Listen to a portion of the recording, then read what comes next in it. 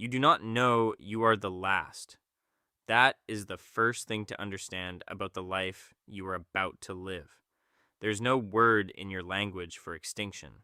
There's no way for a mind shaped by one valley and one lifetime to grasp that a whole kind of person is closing behind it like a door. You only know that the winters have gotten longer.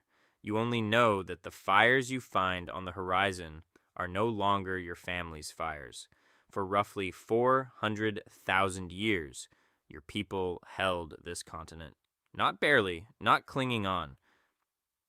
You held Europe through ice ages that would kill an unequipped modern human in a single weekend. And then, somewhere around 40,000 years ago, you stopped, every last one of you.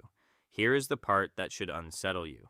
Right now, if your ancestry traces anywhere outside of Africa, roughly 1 to 2% of your DNA is Neanderthal, not a metaphor, not a poetic flourish. Actual sequences in your actual cells doing actual work in your immune system and your skin while you read this sentence. So, what happened?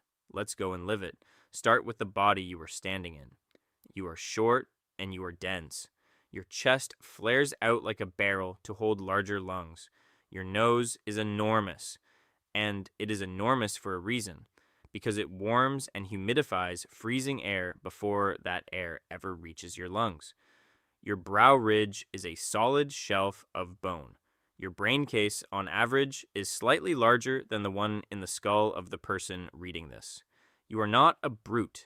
That image belongs to a French anatomist named Marceline Boule, who reconstructed a Neanderthal skeleton in 1911, gave it a stooped posture and a shuffling gait, and taught the world a picture that took a century to unlearn.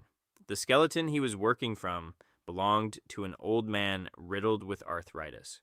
Almost everything you have ever pictured about your own kind came from a misread of one arthritic spine. What does the real evidence say instead? In 1957, an American archaeologist named Ralph Selecki was digging in Shanidar Cave in the mountains of northern Iraq. He found a Neanderthal man that his team nicknamed Nandy. Nandy's right arm was withered and had likely been amputated above the elbow. He was blind in one eye. His skull was crushed on one side. His leg was damaged badly enough to give him a permanent limp. And every single one of those injuries had healed. He lived for years, possibly decades, after a set of wounds that would have made him useless as a hunter. Sit with that. In a group of maybe 15 people on the edge of an ice age, someone carried him. Someone shared meat with a man who could not chase it. That is not survival of the fittest. That is a decision made over and over for years. The care goes deeper than one cave. In 2016, a French team led by Jacques Joubert published something extraordinary from Bruniquel Cave in southwestern France. 300 meters underground in total darkness, someone had snapped hundreds of stalagmites into even lengths and arranged them into two deliberate rings with fires lit inside them. The structure is 176,000 years old. It predates our species in Europe by more than 100,000 years. Nobody knows what it was for. Nobody was going to accidentally walk 300 meters into a pitch-black cave with fire and a plan.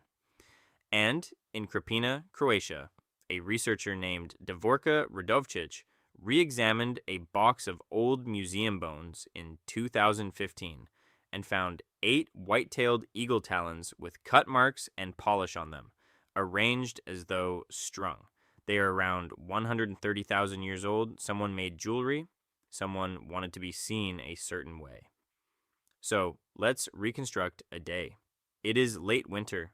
Your band is small, maybe 12 people, maybe 15. You wake pressed against the bodies of your relatives under hide, near ash that is still warm. There is no agriculture, no storage, no plan beyond the next several days. You go out because the alternative is to not eat. You are hunting a horse. And here is where your life becomes physically alien to a modern one.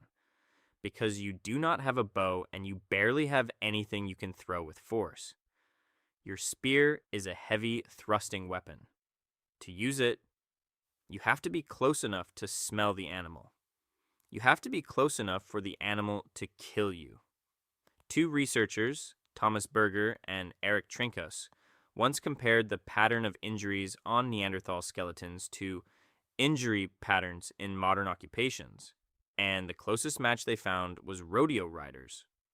Head and neck trauma, upper body fractures, the signature of large animals at arm's length, again and again across a lifetime. Almost every adult Neanderthal skeleton we have shows healed fractures. You come home limping. You come home most days limping. And you are fed anyway, because that is what your kind does. So why isn't this story still going? Here comes the twist, and it is not the one you were taught. You did not lose a war. For decades, the story was replacement, a smarter, faster species arriving and wiping the slower one out. But there is essentially no evidence of a massacre, no mass graves of Neanderthals killed by modern humans, no battle layer. In 2014, an Oxford radiocarbon specialist named Tom Hyam redated 40 Neanderthal sites across Europe with far more rigorous methods and found something quieter and stranger.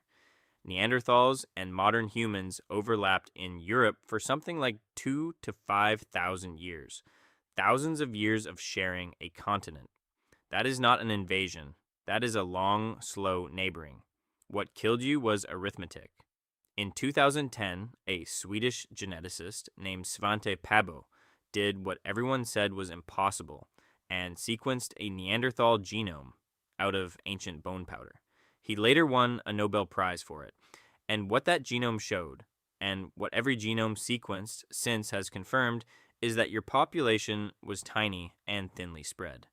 One high-quality genome from a cave in the Altai Mountains of Siberia revealed that the individual's parents had been closely related, roughly at the level of half-siblings. Your genetic diversity was catastrophically low. Small bands, spread thin across a brutal continent, meeting rarely. Now add one more thing. Every time your band met one of theirs, sometimes there were children. And those children, more often than not, grew up on their side. Fewer of yours each generation, not killed, absorbed. You were not defeated, you were diluted.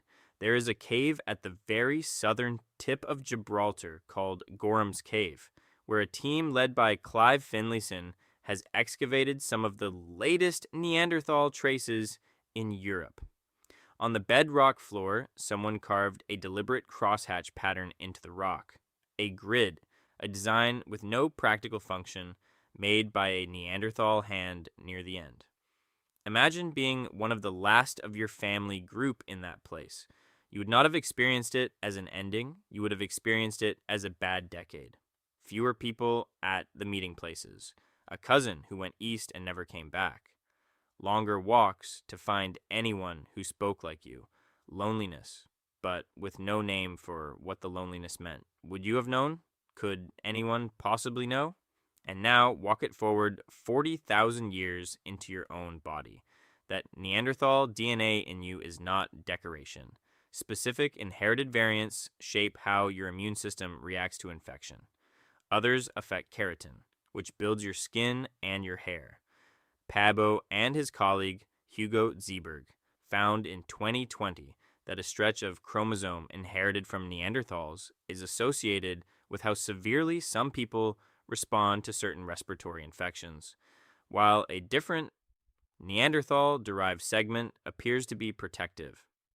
You are carrying their trade-offs, their old adaptations to cold, to European pathogens, to a world with no medicine, are still being run inside you, in a heated room, in the 21st century. There are 7 billion people outside of Africa. Nearly every one of them carries a fragment. Add all those fragments together, and geneticists estimate that something like 20 to 40% of the entire Neanderthal genome still exists, scattered across living human beings, like a book torn apart and distributed one page at a time. Their skeletons number in the hundreds. Their genome is walking around inside billions. So when you picture the last Neanderthal, stop picturing a defeated creature on a cliff edge, watching a smarter species inherit the earth. That image is Marceline Boule's arthritic old man, all over again, wearing new clothes. Picture instead someone who cared for the wounded, made ornaments from eagle claws, built rings of stone in the dark for reasons we will never recover, and hunted animals larger than himself at arm's length until his body was a map of healed breaks. Picture someone whose grandchildren were raised in another band, speaking differently, looking slightly different, carrying him forward without ever knowing his name. And here is the strangest part of your life as the last Neanderthal. The word last was never yours to hold. It is a category invented 40,000 years later by people who found your bones, sequenced you, argued about you, put you in museums, and then discovered that you were inside them the whole time. You never knew you were the last, and in the only way that has ever mattered, you never were.